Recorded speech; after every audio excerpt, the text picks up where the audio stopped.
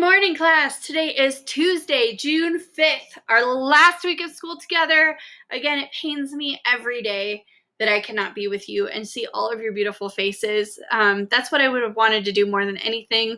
You guys are one of the best classes, if not the best class I've ever had. And it's just such a joy to have taught you, and such a tragedy that we couldn't finish the year together, because you are so wonderful and so deserving of everything. So with that, give yourselves an extra hug from me. Know that I'm always in your corner. And let's begin with Tuesday, June 5th. Oops. After that, I forgot to move it forward to the correct day. I still haven't learned, have I? Tuesday. So today, a little bit different.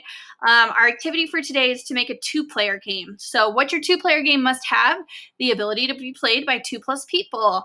You must have clear instructions with good grammar submitted to me on WiserMe, and you must only use materials that you already have at home and have permission to use. So one example is like a race, where you're able to race against a friend or a sibling, or a parent or a grandparent, like this obstacle course you see to the right.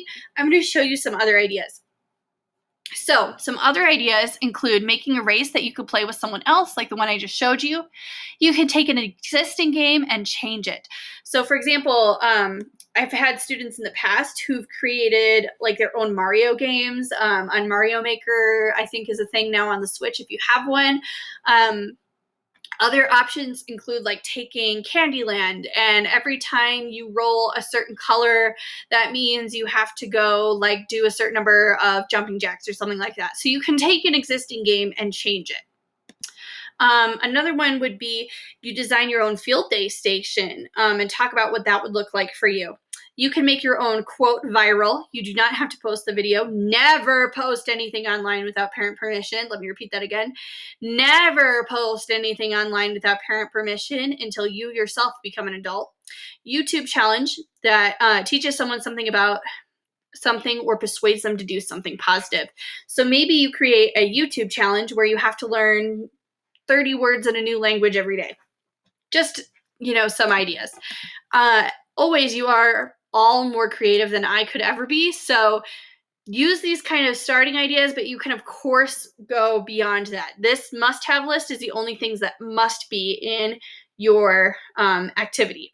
So that's the main thing that we're doing today. There are instructions of how to submit this on WiserMe, and make sure that you write your list of instructions.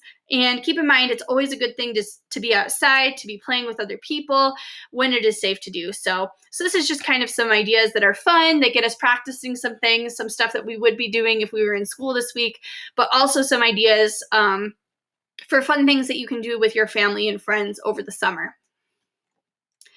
It could also, I want to say one more thing. It could also be a dance. So if you and a friend make a team dance together, that would count as well here. So just coming up, with some ideas. For our musical mania today, we are doing You Can't Stop the Beat from Hairspray. Again, this is going to be finishing off our musical mania sections. The only thing that we all didn't do is Boy and Not to My Yo-Yo String in our Ultimate Language notebook. So just in case your parents are watching, make sure that you've caught up on everything except for that little piece. So write in the box below to put text clues that help you to better figure out the setting of the song. So what time period do you think this song takes place during? So I started with this question. We are going to listen to the song 3 times. The first time, unknown words, good examples of word choice. You know the drill by now. We're using the skip it and move on strategy. We're doing the notice good language strategy. Second time through, what I want you to do is fill out this graphic organizer. Is there any information in the song that could give you a better idea of the setting? And then the third time you listen to this song, I want you to try to draw at least one picture using our visualization strategy of what you think is happening in this particular song. So those are the 3 times you're listening to it. First time is for words that we don't know, words we think are good examples of word choice. Second time through is for this graphic organizer that you see here, putting in text clues that give us an idea of the setting. Remember, setting is time and place. The third time you listen through, you're going to draw a picture using our visualization strategy of what you think is happening in this song. So now if you're here with me on number 2, that means you've listened to the song, you've read it at least 3 times, and you're ready to dive deeper. Question number 2 says, the singer lists off many things that cannot be stopped, such as the motion of the ocean or the rain from above, avalanche as it races downhill, seasons but you know you never will. She is making an analogy between A, how none of these things can be stopped, just like integration, people of races being together, and social change during the civil rights movement. B, how all of these things cannot be stopped. However, integration, people of all races being together, and social change during the civil rights movement can be stopped. C, the fact that none of these things can be stopped, just like her amazing dance skills cannot be matched. D, how happy she feels and the rhythm of the music around her. I'm going to give the answer in 3, 2, 1. It is A. So I want to talk about this just for a second. This is a song about integration. This is a time in United States history that was very, very, very important. We've been talking about this a lot with our racism and segregation and walks to freedom on Pen and Pail schools. And it's really important to celebrate these people from the past who fought for us all to be together. And I think one thing that I always think about is that no matter what your race is, no matter what your background is, you are always benefited by being around more people who are different from you and getting different ideas and opinions. And that's kind of what this song really embraces for me. You can't stop the beat. You can't stop us. We want to be together. We want to all be mixed together. We want to all share our thoughts, feelings, families. We want to be able to swim together, dance together. We want to be able to have the same bathrooms because before it was separated based on the color of your skin. And so with that in mind, this song is about stopping that racism. You can't stop the beat, just like you can't make us stay apart. So this is kind of all figurative language. They're not literally standing by an ocean and going, motion of the ocean. They're not literally standing in the rain. They're not literally standing in an avalanche. These are all figurative language. Number 3, after listening to this song, we can conclude that the singer feels A, empowered, B, angry, C, disappointment, or D, intelligent. Answer in 3, 2, 1. This is A, empowered. And if you just listen to this song, it's pretty clear that the singer feels empowered. I mean, it's all about actions. It's all about you can't stop us. We're going to do this no matter what. I'm going to love who I want to. I'm going to be where I want to be. And to me, that's just like the real power of this play. And it really, really shows kind of a very, very cool side of the civil rights movement. Continuing on, which of the following represents a possessive pronoun found in the song? A, we, B, man, C, you, or D, my? The answer in 3, 2, 1 is D, my. The reason for this is, if you think about it, the only one that shows ownership, like we birthday cake, makes no sense. Man birthday cake makes no sense. You birthday cake makes no sense. My birthday cake, that's the only one that shows ownership over that birthday cake. Number 5, which of the following is not an example of figurative language? And by now, y'all should be experts at this strategy. Whenever you see not in a multiple choice question, you circle it, you bold it, you underline it, because that is the most likely word to be forgotten. My heart's keeping time to the speed of sound. I was lost till I heard the drums, and then I found my way.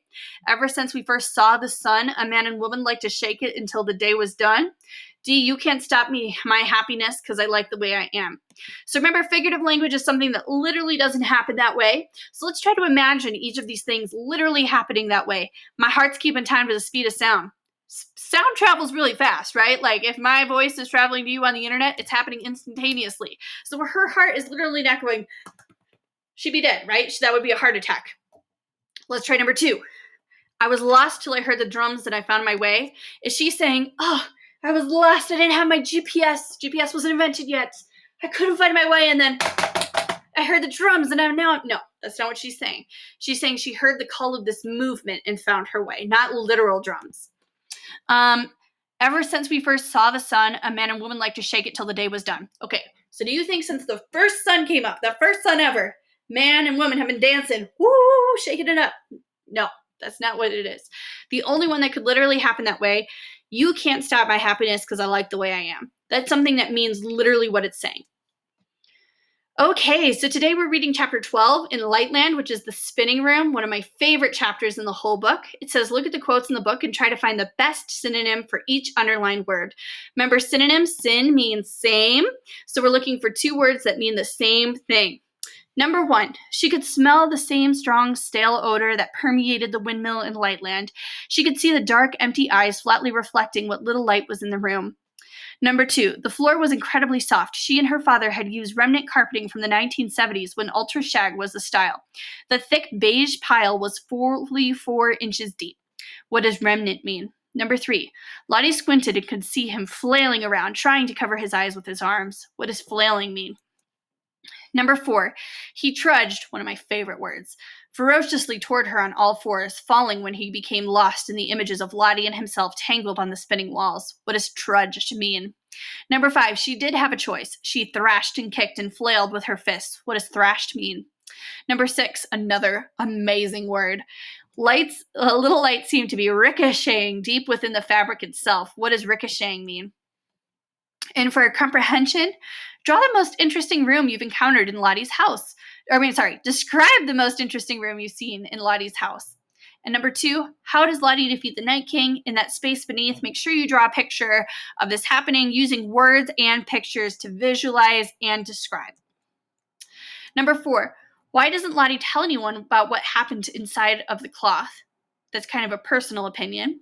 And number 5, do you think Lottie will change at all as a result of her experiences with LWOS? So these are kind of inference questions, moving beyond and thinking beyond what the author directly tells us and filling it in with our own clues. Thank you so much, guys, for tuning in with me. I miss you so much every single day, and I'm sending you all my love and all my hugs on this last week of school.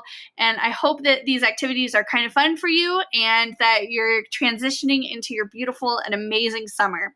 Bye!